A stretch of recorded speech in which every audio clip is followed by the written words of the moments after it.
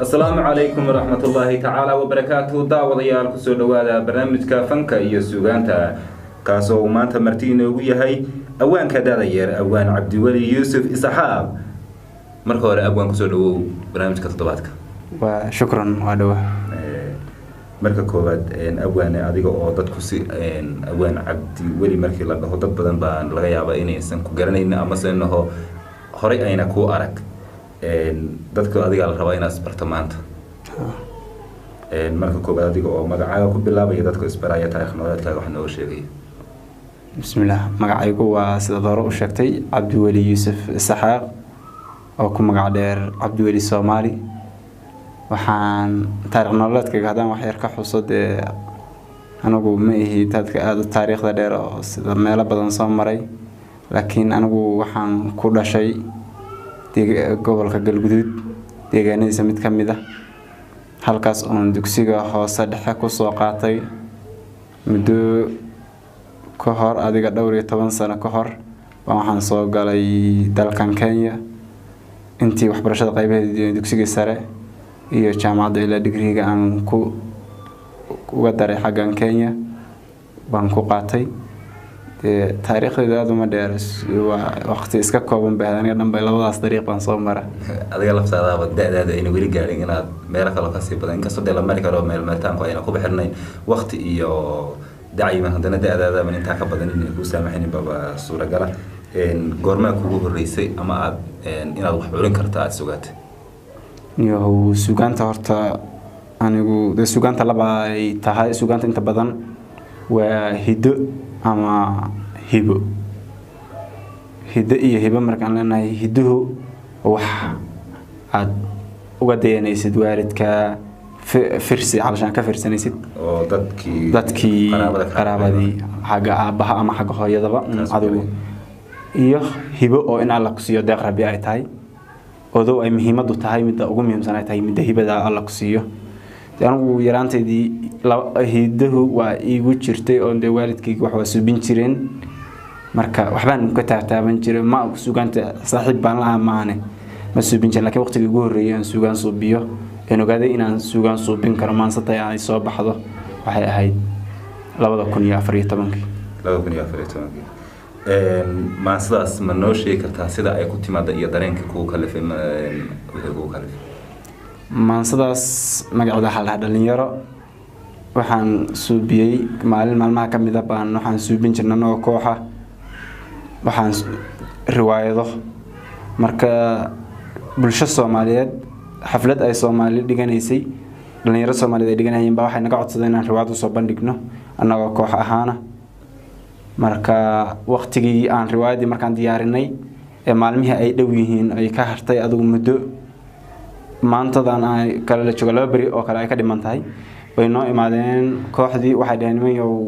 xafladii waxa qaybgalkeedii ka mid noqday xildhibaano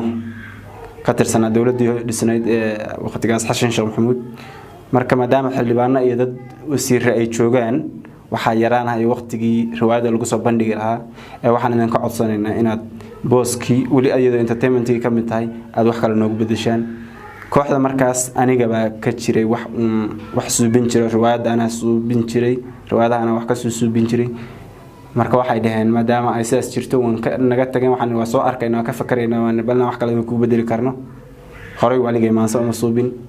markaan ka tagay baxnaan gurigii tagay baa gabar ila dhigaysay riwaayada oo qaybtay anigu booska riwaayada ama actor ka jirida ila jilaysay baa waxay tii warniyaha maadaama nin dhalinyaro tahay meeshin ay dawladii joogto madaf hay'anka dhalinyarada noqotido dhalinyarada ka hadashid marka maasaas dhalinyaro la oran jiray waqtigaas aan suubiyay. maasada waan u soo noqonaynaa oo dadka kulli waa naqshin doonaa insha Allah. adiga waxa sheegtay riwaayad ka soo qayb gashay ama waad sheegi jirtay oo waad diyaarin jirtay ma isku dayda xagga riwaayadahana wax ma ka samaysaa? niyahow riwaayadaha waan jeclahay horta run ahaantii oo inaan suubiyo ama dad la wadaago waan jeclahay. xilligii warkaas waxay ahayd waqtigii iskuulaadka aan dhiganayay hatta waxa jirtay xafladaha college-ka kaleeto markii ama sanadka xafladda la xiraayo sanadka exam kale la xiraayo ama program uu jiro riwaayadahan kusoo bandhigi jirnay marka riwaayadaha dee in entertainment iyo inta tabarteena baan ka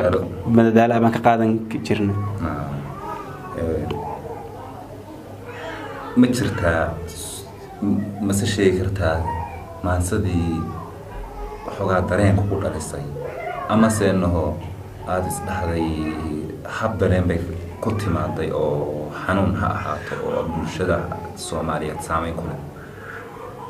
ama adiga naftaada horta maanso idil ama suugaan markaan uu hadda suugaan dhaho anigu xagga maansooyinkan suubiya gabayga aad iskugu ma fiicnin heesaha inkastoo dan ka maarmayno wax un ka taabanaysid haddana maansadii waxa aad suubino dhan ba horta dareenku wada imaada hadda dad inta tiraahdo uniyo tago maansa ii suubi waxa laga yaabaa inaysan iguba soo dhicin markaan isku dayo fariisto aan laba is saari waayo ii bixooy mintuna dareen markii qalbigaaga ay ka dhaadhacdo in waxaan wax jira ay yihiin haddana xaqiiqo ah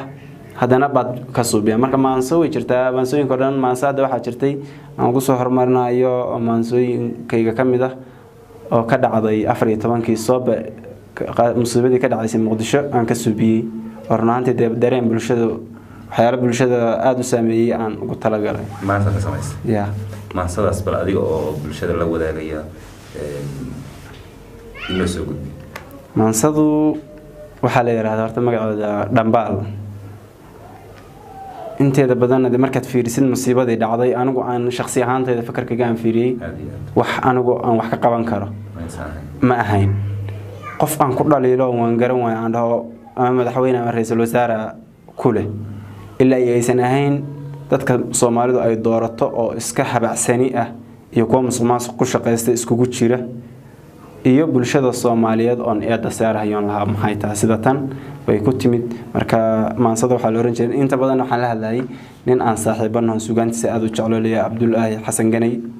abwaan Soomaaliyeed oo ku nool wadanka Mareykanka ninkaas baan u baaqa u diray marka dhambaal waa baaq oo qof waxa xambaarsan tahay marka waxa yiri maansadu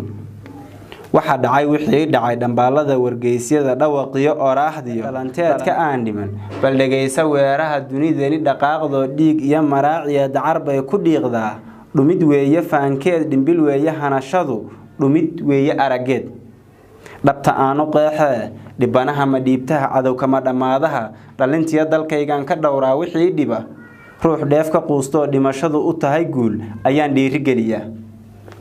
dhabta waxaan ku qaadaa ubad dhuuni laga jaray dadkii dhalay la dhaafiyay dabka lagu dhalaaliyay dhadig waxaan u haystaa dhaqan lumis isdhiibto dhalanteedku soo hoday ragga aan ku dhaarto dalku dhowranahayana wax ma dhaama dhidirkiya dhiig miiratada qaar ma dhaafsana garaadkood dhiishooda maran ee rabaan inay dhitaystaan dhulka waxaan ku joogaa sidaan dhoof ku soo galay dhaqdhaqaaqna maba galo afdhutiima socodaan baaqyada ku dhiibaa dhaxantiya dabayshiya cadceedaan dhakoolaa xaqi aan u dhuubtaa weli layga dhowraa dhan markaan ka taagaa dhanka kale la dhacayaa dadka waxaan ku dhaataa in yar oon isdhiibayn abwaaniintii dhiirana Abdallah dhankaagii inkastoon dhaliil jirin waa halkan Abdullaahi Xasan Ganay kula hadlay Abdallah dhankaagii inkastoon dhaliil jirin amaan dheeli soo galin wali dhiiladaydii isdhabaan dhabkaygii hurdo dhinaca maan dhigo dhaxalkaygii maan cunin dhuunigaygii maan helin hurdo dhinaca maan dhigin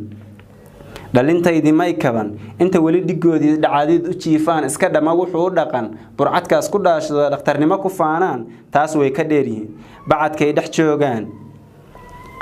dhex joogaan tacliin may dhageystaan dalku wuu dhutinayaa wixii dhacay wixii dhibay waxa uu la dheelshaa uga dhaartay qayrkii anfacadina loo dhigay wabiyadu u dhaafay